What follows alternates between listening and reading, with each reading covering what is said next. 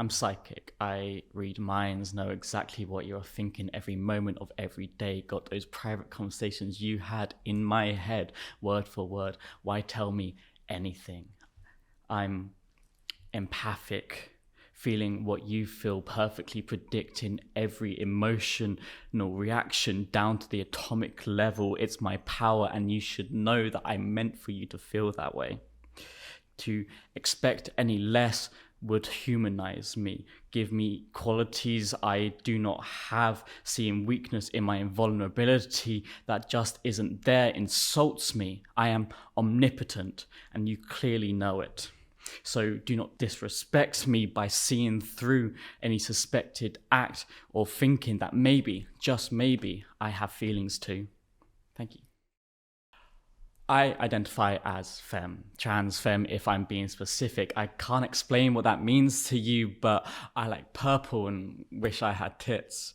Now, clearly that's an oversimplified explanation of a complex web diagram inside my brain, but saying tits is fun. And fun makes life better, helping to stay optimistic despite the shit trying to get in the way of that goal. I could tell you how the idea of being a rugby lad planted a seed of resentment in my soul, and how that seed grew with every gay joke or question of why does it matter whenever asked to treat my identity with the slightest bit of respect.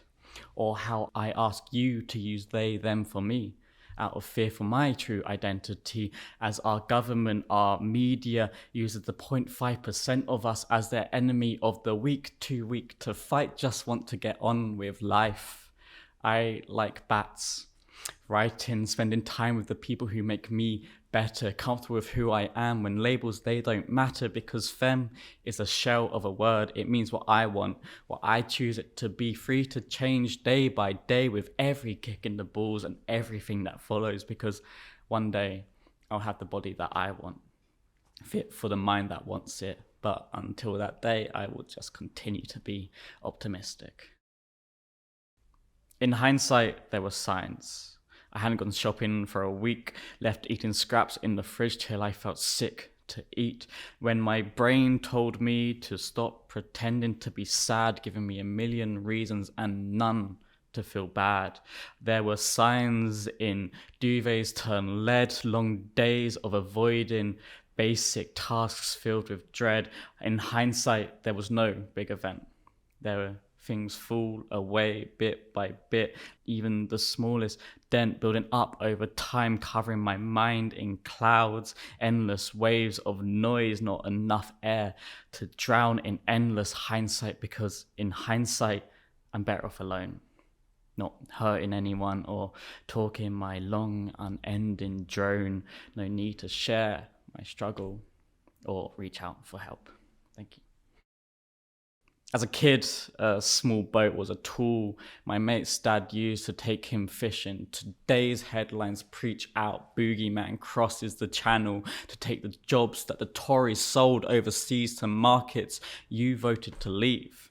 Praise you, mum and dad, taking in middle-class white kids who can't sit on non-existent benches for fears a homeless person might find shelter in a housing crisis costing 5 full salaries to rent.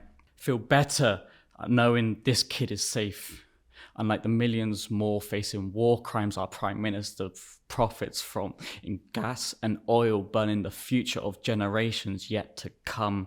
So speak out. Just choose your cause. People dying everywhere, kids starving in schools, murdering each other over colour or clothes we wear, generational trauma put in place by authorities, put in place to keep you down. The world is on fire, so fight over whose fight is more important, as those in power laugh knowing they caused it. Dividing groups of this and that, controlling through fear, hate, indifference of each other and who we are, knowing that the true power comes from you. I want you to keep me up all night, leave me moaning, begging for release, haunt my dreams as I lie awake, regretting our first meet. Make my insides turn with the mere mention of your name. I'll act like you mean nothing, try to forget your pain, but When the night comes, my stomach starts to ache, I will return to you once again in the food that I make. Thank you.